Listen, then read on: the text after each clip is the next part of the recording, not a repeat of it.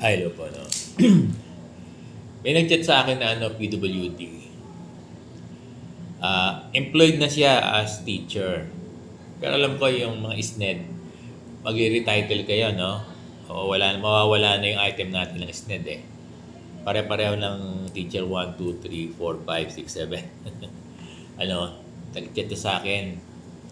At may concern sila na dapat daw hindi sila ma-left out. Tama naman. Alam nyo, merong rule sa civil service na dapat nagkakaroon ng allotment. Allotment oo. Kinoconsider sa employment, nagbibigay ng ng employment para sa mga PWD. Kahit na siya ay blind, mute and deaf, di ba? Disabled, crippled, ganun Basta nagbibigay dapat ng allotment, allocation, opportunity sa mga PWD na gustong maging guro o nag-applicants for teaching.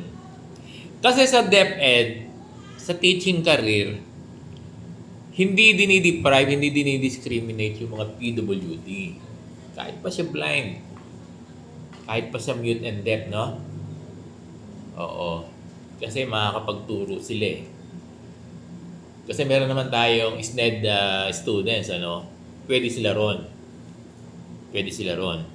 Pero kung crippled, pwede naman siya sa regular. Diba? Pwede naman sa regular. At meron mga ganyang guro. Ngayon, ang concern niya sa promotion ng ECP. Oo naman, hindi dapat kayo nile-left out. Kasi dapat, ang sinasabi ng civil service, sa promotion, dapat binibigyan ng opportunity, binibigyan ng allocation, binibigyan ng chance, di ba? Binibigyan ng portion para sa promotion ng mga PWD. Yan yung nasa batas. Oo.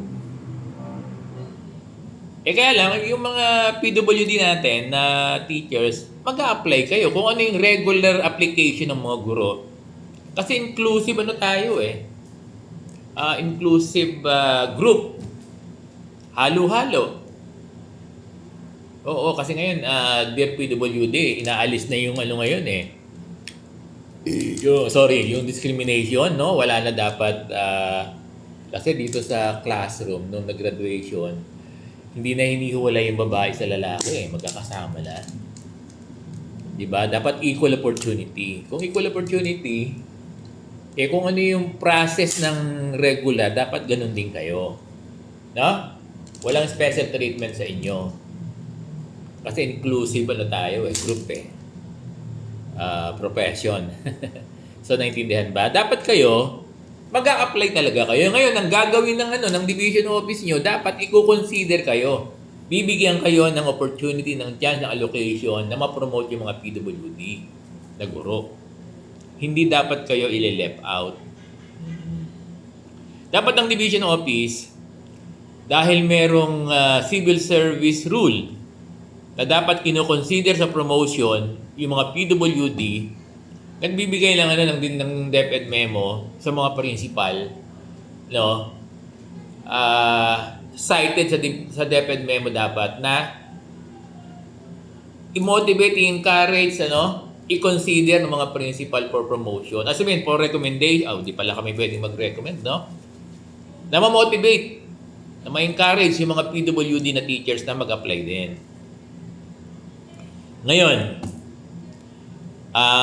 blind teacher, dapat magpa-assist. Oo. Magpa-assist. Dapat may guro mag-a-assist, of course. O pwede naman yung family, no? Oo. Pero dapat may mag-a-assist nga lang.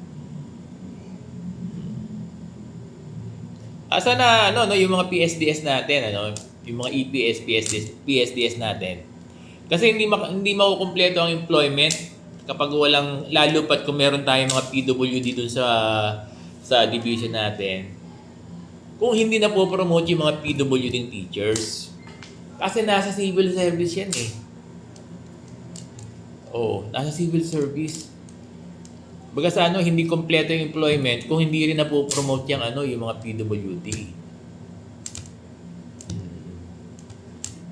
Kaya lang, yung mga PWD natin, mag-e-effort din kayo. Hindi po pwede yung PWD ako, dito na lang ako. Hindi, ganun. Dapat, very vocal din kayo. Sasabihin sa principal, sa department head nyo, na, sir, gusto ko pa magpa-promote. O, sige, ayusin mo. Diba? Kasi mahirap naman, you are timid. Diba? Nagkakaroon kayo ng, ang tawag dito, ng, ano dito? Yung nahihiya. Nakalimutan sa dulo ng dila ako eh. Inferiority complex, no? Tama ba ako? Oh, dahil sa sitwasyon nyo. Dapat hindi. Kasi, guru kayo eh. Diba? Dapat ganun. Kasi kung hindi din kayo mag-voice out, hindi rin kayo sabihin magiging assertive sa promotion nyo, siyempre dapat makita rin sa inyo na proactive kayo. Hindi proactive na tatakbo kayo, ha? Hindi ganon. Proactive sa pag-a-assert, sa pag-aayos ng papers nyo. Nagigat ba? Not proactive physically. Proactive sa mind, sa pag-prepare ng ng inyong mga papers. Yun ang ibig ko sabihin. Active dapat. Kasi may batas ang civil service para sa inyo. So tayo, nire-reiterate natin sa ating mga division office na yung mga PWD, dapat mabibigyan sila ng allocation, mabibigyan sila ng part sa employment, sa promotion. Kasi hinahanap yan. Oo, hinahanap yan ng civil service. Nakapag-promote ba kayo ng mga PWD? Ganyan eh. Ano sasabihin ng division? Hindi. Meron ba kayong mga kinonsider na guro sa employment nyo? Ng mga PWD? Yan ang mga tanong ng civil service eh. No? Kaya, hindi na di-discriminate, hindi dapat nale-left out yung mga PWD. Kasama kayo sa ECP. No?